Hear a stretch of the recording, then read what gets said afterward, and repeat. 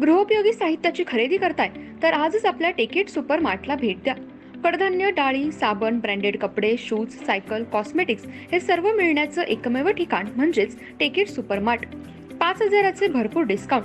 कमीत कमी 4,999च्या खरेदीवर 5 किलोमीटर पर्यंत मोफत घरपोच सेवा. पत्ता पंचवटी चित्रमंदिर जवळ, 332 रोड. संपर्क 92 97 97 5000.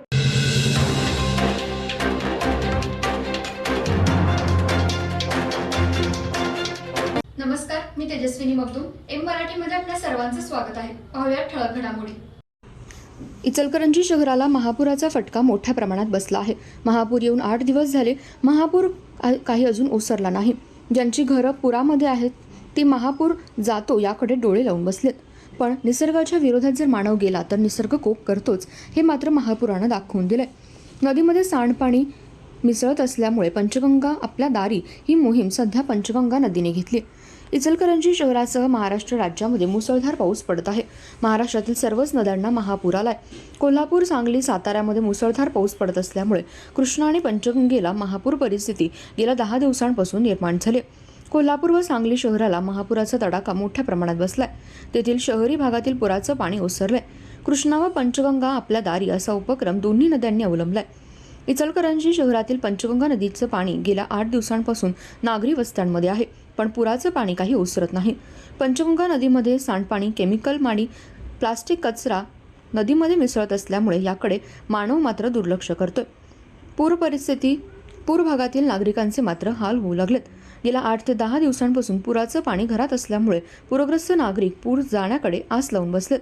सन 2005, 2019, 2021, 2024 साली या महापुराचा फटका मानवी वस्तीला मोठ्या प्रमाणात बसला, पण यातून काही मानव बोध घेत नाही.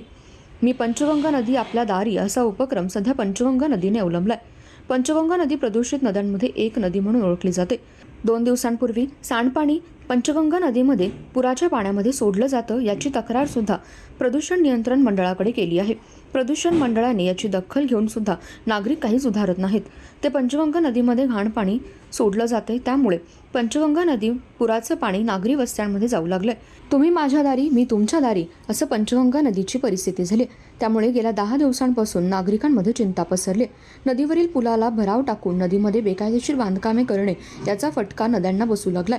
त्यामुळे नदीने आपला प्रवाह बदलून मी तुमच्या दारी, तुम्ही माझ्या दारी असा सध्या कयास निसर्गाचा दिसून येतोय. मानवी कृत्यांमुळे निसर्गाला धोका निर्माण झालाय.